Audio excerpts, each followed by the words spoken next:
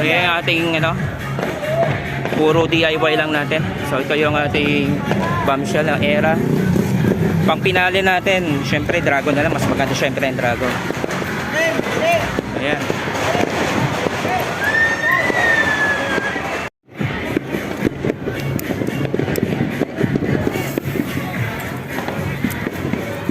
Toy, alas! Toy, hindi ko makita, Toy!